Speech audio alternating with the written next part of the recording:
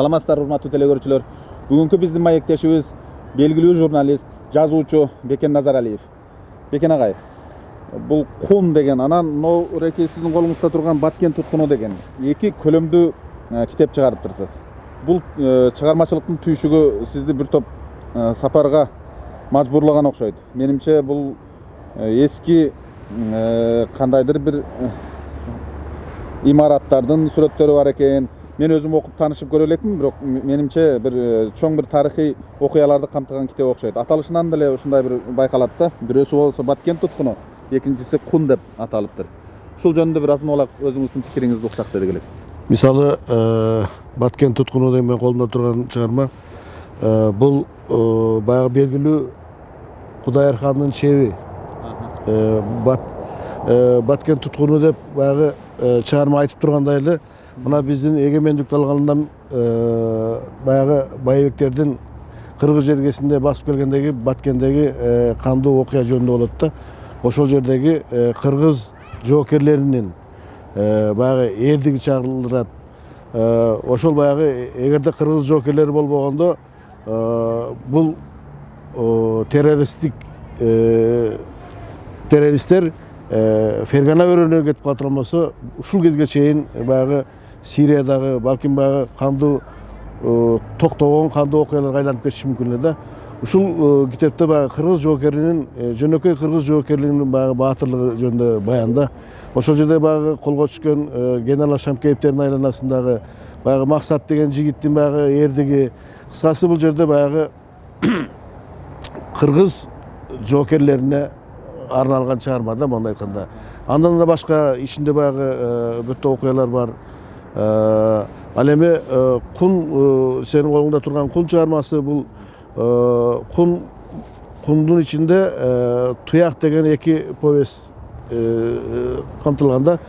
Бул жерде Кун жөнүндө айтылып кетти, Туяк жөнүндө айтылып кетти. Бул баягы менин көп жылдык чыгармачылыгымдын баягы топтому деп айтсам болот да. Мындан башка да чыгармаларым бар, бирок баягы окурмандарга мондай өзүнчө китеп болуп чыгышы ушул жылга туура келди да. Кызыктырган, окурман журтун кызыктырган бир суроо туулат да. Сиз буга чейин бир да китеп чыгарган эмессиз. Анан адеп эле баштап чыгарганда 2 томдук чоң көлөмдүү китеп чыгарыптырсыз. Эмне үчүн буга чейин ушулардын баарысын сактап жүрдүңүз? Буга чейин эле чыгара бербей? Эми баягы ар бир нерсе өзүнүн бир сааты келмейинче баягы болбойт экен да. Мен жазганыма өзүм мондай ыраазы болбой, бир чети баягы чоң адабий чөйрөгө кириш үчүн дагы оңой эмес экен, сүр болот экен. Ошол кол жазмаларымды кыргыздын белгилүү баягы инсаны Сулайман Кайыповго бергенден кийин ал Туркияда, Кытайда окуп келип анан бас өзү барганда ушу китепти чыгарууга болот, эмне үчүн ушул акчаны катып жүрдүң дегенден кийин менде да бир ишеним пайда болду. Анан кийин окурмандарга тартуулашка чындап киришүү болду да бул чыгармада. Менин колума Бекен Назаралиев деген журналист бар. Мына ошол кишинин жазган повесттери жана аңгемелери түшүп калды. Кол жазма түрүндөгү ошо чыгармалар түшүп калды. Мен окудум, кызыгып окудум. Адамдын тагдыры, адам көчүнүн уланышы, өтө кыйчалыш маселелер чагылдырылат да. Анан кийин баягы Айтматовдун жеринесинде козголгон маселелер, Жамиледе козголгон маселелер, ошол башка бир планда иштелип чыккан да. Ошо таң калып андан окудум. Андан кийин анан дагы бир Баткен туткуну деген чыгармасы бар экен. Кече эле баягы Баткенге басып киргенде террористтер ошондогу окуяны ушундай келтирип жазган да. Эми ошо баягы аңгемесинен баштап ошо Баткен туткунунун повестине чейин келгенде ошо мунун стилинин өнүгүшүн байкадым. Биринчи баягы кадимки жазуучулар козгоп келген маселелерди өзүнүн көз карашы менен ошону дагы тереңдетип дагы байытып иштеген экен. Андан кийин анан өзүнүн стилин таап, жанагы тарыхый окуяларды болгондо дагы өткөн тарыхый окуя эмес, бүгүнкү кечээ эле өткөн тарыхый окуяларды көркөм чыгармага айландырууга жөндөмү бар. Ошого ылайык стили калыптанган жазуучу мен бет алдыма чыга келди да. Мен ошого абдан таң калдым. Анан өзүнө учураганда айттым, кечээги өткөн 2 революцияны, анан кийин Ош окуясы деген бар. Булар чоң окуя Кыргызстан тарыхындагы. Ошолорду деле романдаштырып кое турганчалык стилин калыптанып калыптыр. Сен ошо турмуштук фактыны көркөм фактыга айландыруунун ыкмасын абдан өздөштүргөн экенсиң деп. Сүрөтчүлүк жагы да бар эмеспи? Ошо сүрөтчүлүгү а жерде чыгарманы окуп атканда сүрөтчү экени көрүнүп турат. Театрды жакшы билгени көрүнүп турат. Кинону жакшы билгени көрүнүп турат. Ошон үчүн баягы чыгармаларын терең, анан стилдик жагынан дагы абдан жеткиликтүү экен.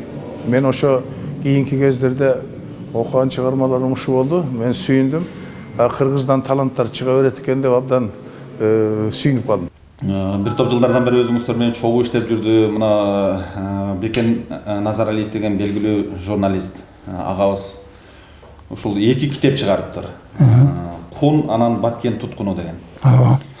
Ушул китептер менен менин байкоомдо сиз ушу толук таанышып чыккан экенсиз. Басмага берилгенге чейин дагы бир сизде окуп таанышып чыгуу мүмкүнчүлүгү болгон экен. Бул китептер боюнча пикириңиз кандай бүгүн? Бул 2 чоң китеп экен, абдан көлөмдүү, жакшы китептер көрүнөт. Китептин ички мазмуну жөнүндө бир өзүңүздүн пикириңизди айтып кетсеңиз. Менин пикирим жакшы. Мурдатан мисалы үчүн 30-40 жылдан бери чыгармаларын ийине жеткире иштеп келген, бирок ушул убакка чейин китеп кылып чыгарбаган, бирок такшалган кыргыз прозасына бир чоң жазуучу келди деп эсептейм да. Мен Бекен Назаралиевдин чыгармалары менен мунун кол жазмаларын окуп чыккам мурда. Кол жазмаларын ошо Кун повестин, муну роман деп койсо дагы болот, Туяк повестин жана башка аңгемелерин мурда эле окуп чыккамын. Анан мен өзүм айткан болчумун.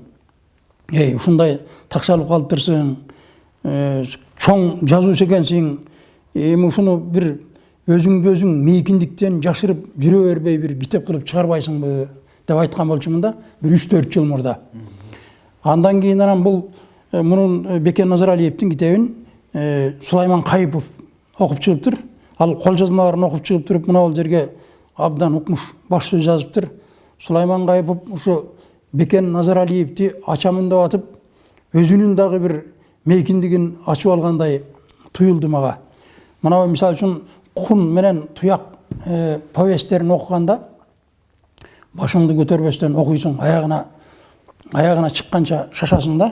Художник дагы да мына повесттерден жана романдардан ошо болгон окуяларды кино көрүп аткандай көз алдыңа элестеп турат да. Чындыгында бул Кун жана Туяк повести, Баткен туткуну чыгармалары Токтогул атындагы сыйлыкка толугу менен татыктуу деп эсептейм. Мен эгер ошол быйыл ошол сыйлыкка көргөзүлө турган болсо, мен ушул китептерди сунуштурат элем деген ойдомун. Урматтуу телекөрүүчүлөр, ушуну менен көрсөтүүбүз соңуна чыкты. Кайрадан эфир аркылуу көрүшкөнчө саламатта калыңыздар.